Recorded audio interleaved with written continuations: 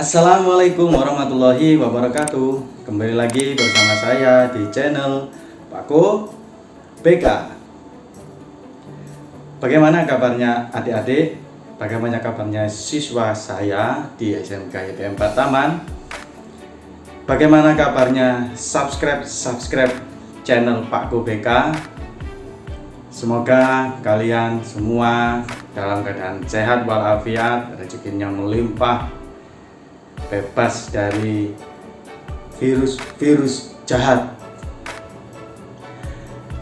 Kali ini saya akan memberikan informasi terkait dengan materi BK. Tapi sebelum itu, ada baiknya Anda yang belum subscribe, pastikan subscribe dulu ya.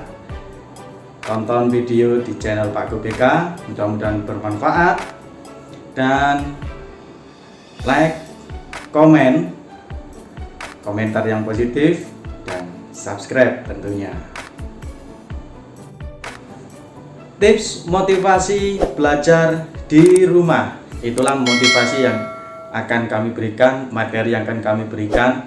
Jadi ini untuk umum dan untuk Bapak Ibu guru, untuk orang tua, bahkan yang paling penting untuk siswa atau anak itu sendiri.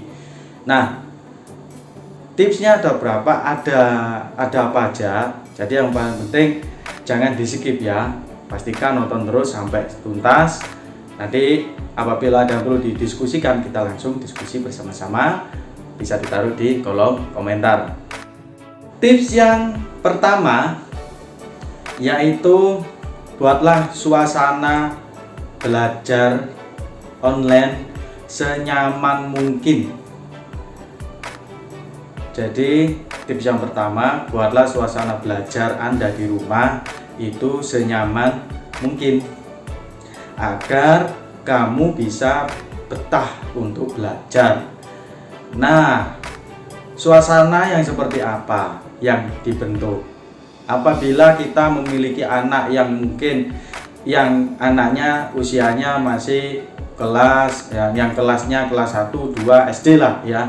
Jadi bagaimana kita membuat sebuah suasana agar anak kita itu bisa belajar secara daring dengan semangat. Misalkan di rumah karena memang kondisinya daring, kita buat kamarnya itu kita desain senyaman mungkin, sesuatu hal ditempeli, diberi tempelan-tempelan yang ada kaitannya dengan pembelajaran atau cerita-cerita, poster-poster lucu, dan membuat anak itu belajar, pada saat belajar itu dia nyaman. Dan kalau misalkan punya anak sudah dewasa, sudah besar ya, SMP, SMK, SMA.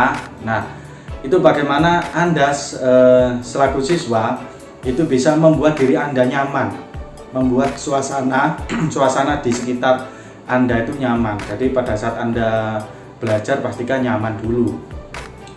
Misalkan belajar di ruang tamu, ya buat senyaman mungkin. Bagaimana duduknya, belajar dalam kondisi yang bagaimana.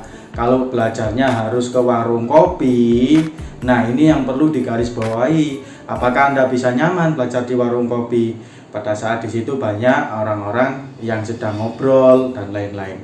Tapi hendaknya di warung kopi ya, mungkin di tempat makan lah atau di mana. Kalau belajar dengan model yang seperti itu, tapi Anda bisa nyaman, Anda bisa konsentrasi, tidak masalah. Tapi kalau misalnya Anda tidak bisa konsentrasi, maka buat senyaman mungkin sesuai dengan karakter Anda, sesuai dengan keinginan anak kita. Tips yang kedua, belajar yang efektif bukanlah bergadang larut malam. Belajar di malam hari sampai larut, tidurnya terlambat. Jangan sampai badan Anda imunnya menurun, lemah. Karena di masa pandemi ini, kalau imun kita menurun, maka kita perlu berhati-hati. Pastikan Anda memiliki jadwal dan waktu belajar yang sudah Anda tetapkan atau ditetapkan oleh sekolah Anda masing-masing. Apabila sekolah Anda memberikan paparan waktu sesuai dengan jadwal, maka itulah waktunya Anda belajar. Belajar bisa dilakukan di mana-mana. Pada saat di luar sekolah, Anda pergi kemana, itu di situ juga Anda bisa belajar. Sesuatu yang bisa Anda tangkap, hal yang baru, disitulah namanya belajar. Dan yang paling penting, jangan sampai belajarnya mengganggu waktu istirahat Anda. Tips yang ketiga, aturlah barang-barangmu serapi mungkin. Maksudnya gimana ya? Nah, pastikan barang-barang yang ada di meja belajarmu ditata dengan rapi, buku yang sudah kamu terima kamu tata dengan rapi, agar menimbulkan mood belajar, agar kamu bisa lebih semangat lagi dalam belajar. Jangan sampai barang-barang yang kamu butuhkan pada saat belajar itu tidak ada di tasmu, tidak ada di meja belajarmu. Nanti apa? Pada saat kamu akan belajar, nyarinya, kamu nyari sendiri, nyari barangnya itu susah, akhirnya tidak mood. Pastikan juga fasilitas pada saat kamu ingin belajar online, HP-nya jangan sampai low baterainya. Kemudian paketannya. Nah, paketannya kalau misalkan habis gimana Pak? Kan saya harus beli paketan. Misalkan di sekolah kan bisa. Ke sekolah kan bisa beli paket pakai wifi sekolah, ya kan? Nah, jadi di situ. Kalau misalkan boleh ya ke sekolah. Tapi kalau tidak, ya pastikan beli paketan yang bisa dijangkau, yang terjangkau, ya. Yang pasti kegiatan belajar onlinemu bisa berjalan dengan baik. Nah, selanjutnya setelah barang-barangmu tertata rapi, tersusun dengan sangat rapi, maka disitulah kamu bisa belajar dengan rileks, moodmu belajarnya enak, ya, dan kamu bisa termotivasi untuk mengikuti belajar online di rumah. Tips yang keempat, belajar sambil mendengarkan musik, sambil ngemil. Saya kira tidak masalah kok, ya kan? Ada sebagian orang yang memang atau individu yang pada saat belajar itu bisa lebih fokus dengan cara ngemil, ada yang dengan cara nonton TV, ada yang cara mendengarkan musik, ada yang harus tidak ada suara sama sekali.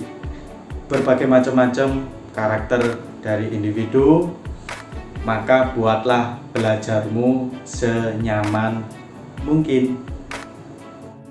Tips yang kelima, jauhkan anak Anda dari benda-benda atau barang-barang yang bisa mengganggu konsentrasimu, yang bisa mengganggu fokusmu.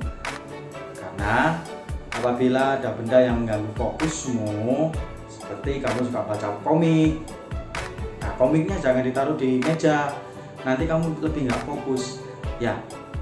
Nah, tapi sebaliknya, buatlah bagaimana caranya ada sebuah benda atau apapun itu yang bisa membuat kamu lebih fokus untuk belajar secara online. Nah, berbagai macam tips, 5 tips yang sudah saya sampaikan ini mudah-mudahan bisa bermanfaat. Kurang lebihnya saya mohon maaf. Apabila ada yang perlu disampaikan, bisa disampaikan di kolom komentar. Sudah dulu ya. Ihdinas siratal mustaqim. Assalamualaikum warahmatullahi wabarakatuh. Salam, aku BK.